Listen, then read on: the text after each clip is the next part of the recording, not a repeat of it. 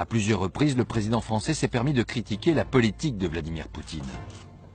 Le président russe n'a jamais réagi à ces attaques, mais lors d'un tête-à-tête, Nicolas Sarkozy va lui en donner l'occasion.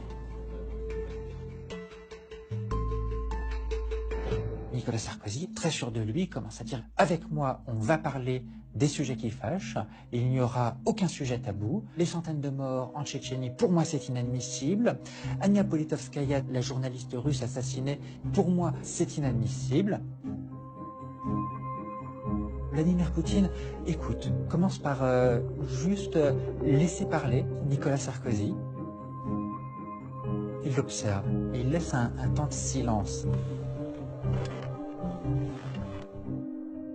Un temps de silence qui d'ailleurs installe une certaine gêne. Et puis il prend un air un peu narquois et lui demande « C'est bon, t'as fini là ?»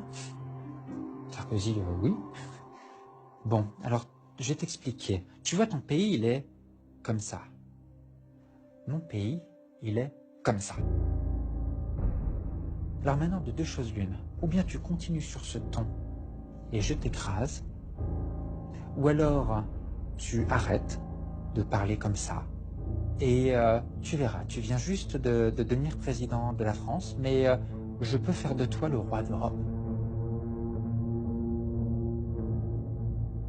On m'a juste dit que son discours était ponctué d'insultes, de propos humiliants, de façon à vraiment imposer sa volonté à Nicolas Sarkozy. Et Nicolas Sarkozy va être juste éberlué. Il n'en vient pas. Et Nicolas Sarkozy va avoir du mal à s'en remettre. Il est encore sous le choc de cette conversation lorsqu'il se présente à sa conférence de presse. Mesdames et messieurs, qu'est-ce que vous préférez, que je réponde aux questions? Alors, y a-t-il des questions?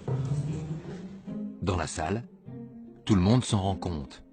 Et les journalistes s'amusent à penser que la rencontre avec Vladimir Poutine a été un peu trop arrosée de vodka. Les commentateurs de l'époque avaient oublié que Vladimir Poutine, lui, ne boit pas ou pratiquement pas, et Nicolas Sarkozy non plus d'ailleurs. On a eu cette interprétation sur la soi-disant ivresse de Nicolas Sarkozy, alors qu'il était en fait simplement KO debout du fait de l'humiliation que venait de lui infliger Vladimir Poutine. Nous avons évoqué tous les sujets. La Tchétchénie, la journaliste, les droits de l'homme, les droits des homosexuels.